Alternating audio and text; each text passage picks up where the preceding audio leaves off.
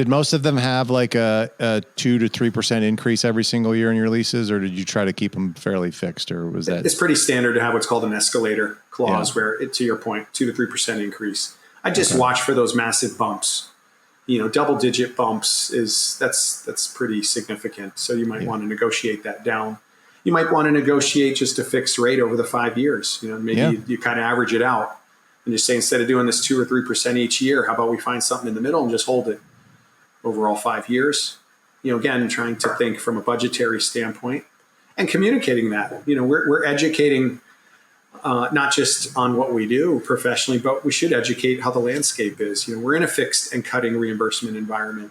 Mm-hmm. So it's important that, I establish a budget. The landlord wants to set you up to win. I mean, their ideal scene is not having a tenant that is incapable of paying their rent and tying up a space, right? So, to be transparent with that, now we're establishing a relationship on the right terms and built on honesty.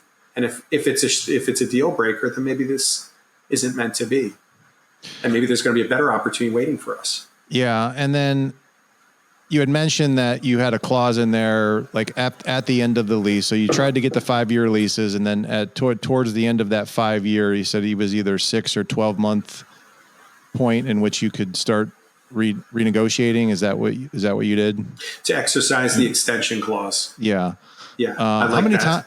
Was there many times where you didn't exercise that and you went somewhere else, or not very many? Okay. We stayed. So you did a good job. You picked the right in the first place. Yeah. And the relationship was good. Did you go through the same process at the extension then, of like, these guys still check mark all the boxes of, they've been attentive, they've cleaned the place, they've kept their word and all these things? You got it. We got to go through that again and make sure before we renew this relationship.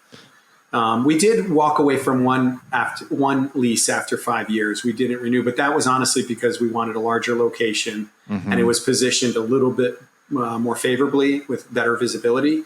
And I was able to knock a wall down if and when I ever wanted to in the future. So that one just really exploded, and I could see the trajectory, like we might have another explosion. And currently we've capped out what we can do here. There is no wall to knock down, but at that time, I just wanted to get us in that area and knew that we'd likely relocate that once we achieved our goals. So, but to your question, the renewal side, no, spending a lot of time on that front end served us well.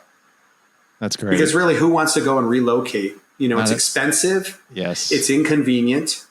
It's disruptive to business, and it really spreads our attention. Again, we want to be very focused and disciplined running our practice.